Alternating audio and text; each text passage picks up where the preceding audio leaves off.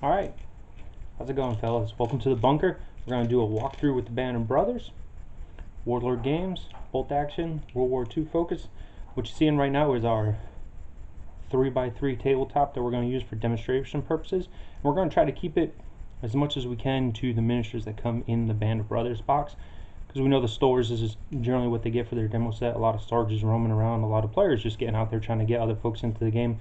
Generally grab a Band of Brothers, test it out, see how they like the system, also show others, right? So we got an overlay of the table.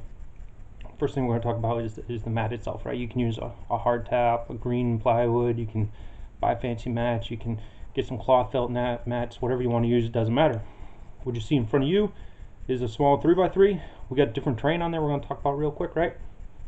So we got fences, which are going to cover as light terrain. They give a +1 modifier for their cover save or to hit modifier.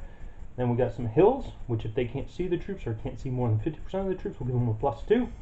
Again, some fences, some wooded areas, which is considered dense terrain. So any troops that are inside this get a +1 cover save, right? And then it could be, if they're behind it in the line of sight, the enemy and the friendlies cannot see through it to fire. But if you're inside, you can fire out, and you can be fired at inside, just with the modifier. Again, another area that if they're behind will be classified as hard terrain, unless you can see more than 50% of it. And going on top really doesn't give you any type of hard height advantage. And then another, we generally play this because it's based as an area terrain, and then you could either classify it as dense hard cover, meaning you can shoot into it at the +2 and shoot out of it, right? But that it gives that 2 hard cover. Or you can call it ruins. We generally just base it as hard cover, and then if the miniatures are inside this, it gives them the +2 save. It just speeds up the game and makes it simplistic. Everything else that's open is open. Doesn't matter if there's a road or something there, unless you and your opponent actually agree that it is a road. Right, some other things that we're going to use today, just as gaming age, right, before we get to miniatures and stuff, is we have objective tokens.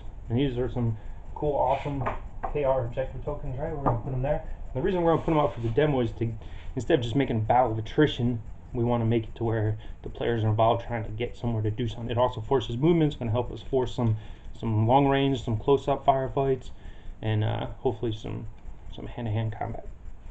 Right, then you got other things you're going to have, right? And those are order dice.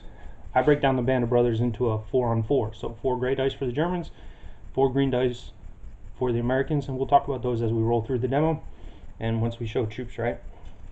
There's a few other things you're going to need. Inside the Band of Brothers, you get one of these. It's a template piece and some pin markers and things of that nature, right? It also comes with these high-speed cool red pins. You can feel free to use those. Some people don't. Generally, just everybody has stuff in their collection from playing lots of other games, right? So we got all these other types of measuring devices. So we got other templates, blue markers, orange markers. If you have them, you can use them. You can use what comes in the box. You can do whatever. You're obviously going to need the tape measure, right? And like I said, we're going to need those pin markers and, of course, dice, right? So every time I play, I generally play, you just need the white dice, but I generally play with more dice. So I'll use the white dice for shooting, right? And then if a unit gets pinned or loses their NCO, which is a kind of a modifier or something, I can use the red dice for any type of loss of an NCO or special weapon being hurt, something like that. And then yellow dice can mark pins, or you can actually use the pin markers. And the pin markers, if you paint them and then highlight just the numbers that go across, they're a lot easier to see. But just based like this, it's raw plastic and it's sometimes hard to see the numbers on top, especially if your opponent's across the table.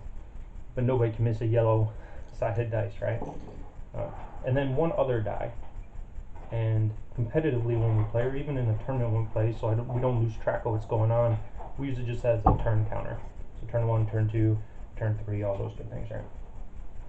And then I like to travel around with one of these cool handy dandy dice mats. So you can roll your dice into that, especially sometimes you're doing demos and it's not in a gaming shop, or it is in a gaming shop but it's crowded, or because you cut it down, you're not on a big 4x6 table, and there may be other tournaments or something going on the side. So it's handy to have it with you. And this way when you bust it out at work and you're showing your colleague or whatever, you got everything stacked up right there for you. Then the last thing is the dice bag.